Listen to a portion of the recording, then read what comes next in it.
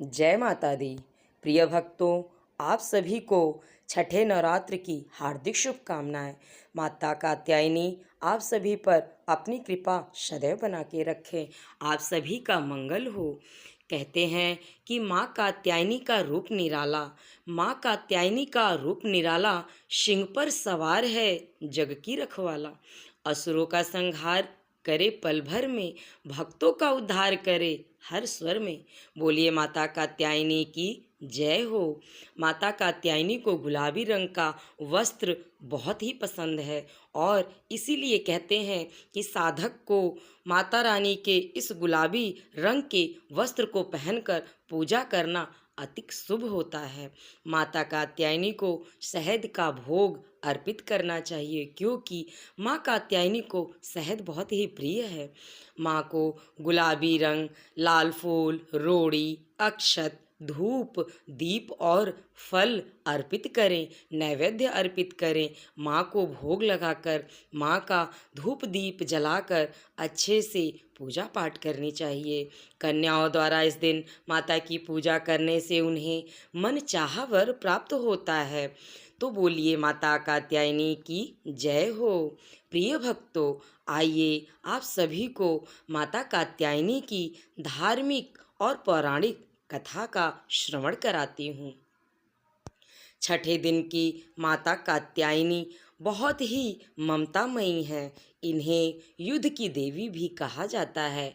पौराणिक कथाओं के अनुसार महर्षि कात्यायन के ने घोर तपस्या की कर माँ भगवती को पुत्री रूप में प्राप्त करने का संकल्प लिया। उनकी तपस्या से प्रसन्न होकर माँ ने उनके घर जन्म लिया और महर्षि की पुत्री कहलाईं।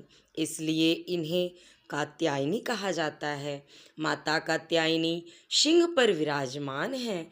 उनके 4 हाथ हैं। ऊपरी दाहिने हाथ में तलवार सुशोभित है। नीचे के दाहिने हाथ में अभय मुद्रा सुशोभित है। ऊपरी बाएं में हाथ में कमल सुशोभित है। नीचे के बाएं हाथ में वर मुद्रा सुशोभित है।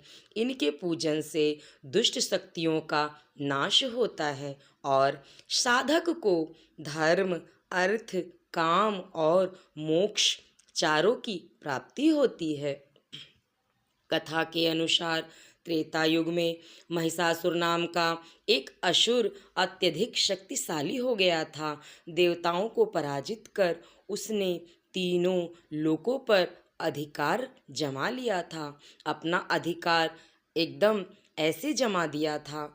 सभी देवता ब्रह्मा, विष्णु और महेश के पास पहुँचे। तब तीनों देवों की शक्तियों में से तेजोमयी एक देवी प्रकट हुई। इन्हीं को माँ कात्यायनी देवी कहा जाता है। देवी ने महिषासुर से भयंकर युद्ध किया और उसका वध कर धर्म की स्थापना की। उसी दिन से इस माता को माँ कात्यायनी कहा जाता है, जिसने युद्ध में महिषासुर का संहार करके सभी देवताओं को और सृष्टि की रक्षा की। तो बोलिए माता कात्यायनी की जय हो। इस प्रकार माता कात्यायनी का पूजन और विशेष तरीके से पूजन करके माता की कथा को श्रवण करने से लोगों के कष्ट से मुक्ति मिलती है और माँ की कृपा उनके परिवार में बनी रहती है। कुंवारी कन्याओं को माता रानी की पूजा करने से मनचाहा वर मिलता है और भक्तों को माँ की भक्ति करने से उन्हें शौर्य और विजय प्रदान करने वाला सौभाग्य मिलता है।